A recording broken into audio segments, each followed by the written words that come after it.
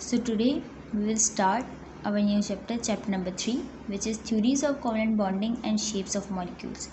First of all, let us discuss about covalent bond. What is covalent bond? So co means combine or company, and valent means outer electron of an atom.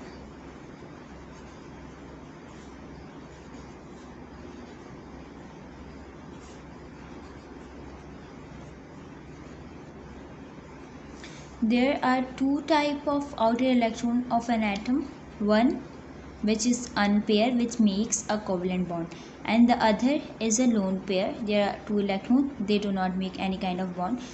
A bond means connection.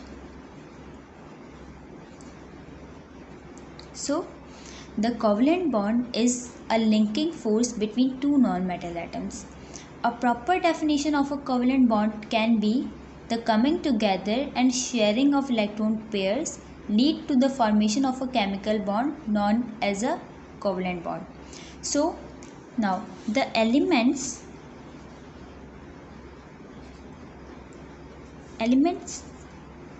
of group 13 to 17 in periodic table.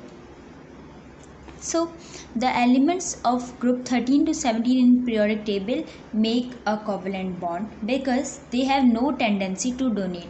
They cannot donate their electrons, so they share their electron to make them stable. Now let us talk about noble gases. Noble gases do not form any kind of covalent bond. Let us see why. So noble gases have complete outer electron shells which makes them stable. So due to their outer electron shell is already full, they do not make any kind of bond. They remain in atomic state, or we can call it as monoatomic molecules. Now, so in order to get this kind of stability as noble gases, atoms come together to achieve the noble gas configuration. So now let us discuss about the types of the covalent bond. There are total 3 types of covalent bond: single, double and triple.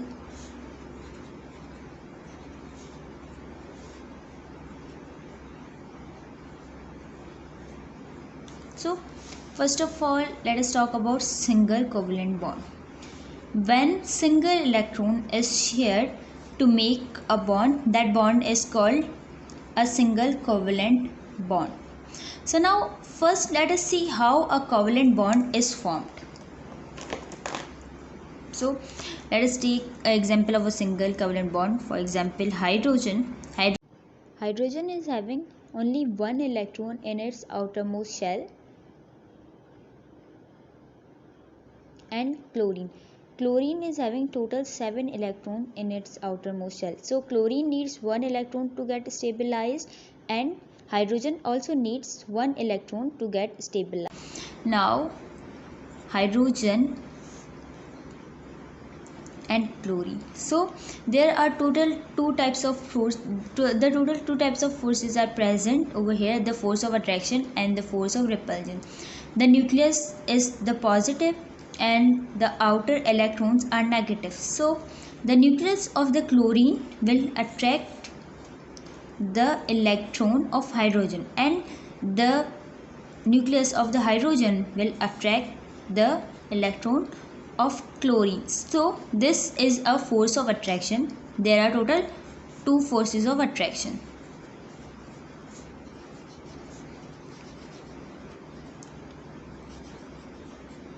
So now there are also forces of repulsion. Now this is a negative charge, an electron, and we are having an electron over here too, which is also having negative charge. So they will repel. So one force of repulsion, and here is a positive charge in the nucleus and a positive charge in the nucleus. So these both positive charge will repel. So now we are having 2 forces of repulsion. So now, as we can see, we are having equal amount of forces. We are having two forces of attraction and two forces of repulsion. So how they will form a bond? So when the force of attraction becomes dominant over the force of repulsion, a covalent bond is formed. So when force of attraction increases, the distance decreases and the potential energy also decreases, and then a bond is formed. So now, hydrogen and chlorine, they will make a single covalent bond. Hydrogen is having 1 electron and chlorine is having total 7 electrons. 1, 2, 3, 4, 5, 6 and 7. Chlorine needs 1 electron to get stabilized and hydrogen needs 1 electron to get stabilized. So they will make a bond. A single covalent bond is represented by only a single line.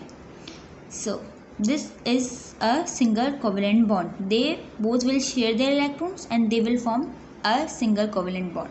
Now let us discuss about double covalent bond.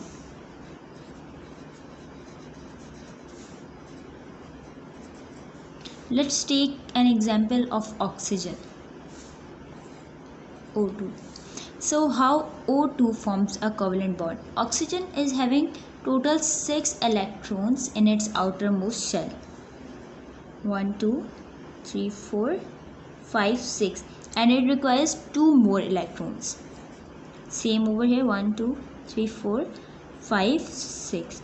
So these 2 electrons will make a bond. So this will be having total 8 electrons and this will be having total 8 electrons after sharing. So a double covalent bond is represented by 2 lines. So this is a double covalent bond, the sharing of 2 electrons. Now let's discuss about triple covalent bond. Simply means sharing of 3 electrons. Now let's take an example of nitrogen gas. How a nitrogen gas forms a triple covalent bond. Nitrogen is having total 5 electrons in its outermost shell and it requires further 3 electrons to get stabilized. 1, 2, and then let's just take an example. We are just putting all 3 electrons over here. 1, 2, 1, 2, 3. So now these electrons will make a pair and they will make this nitrogen stabilized and they will make this nitrogen stabilized. So a triple covalent bond is formed by 3 lines. So there are total 3 types of covalent bond: double, single and triple. Single, only one sharing of 1 electron, and double sharing of 2 electrons, and triple sharing of 3 electrons.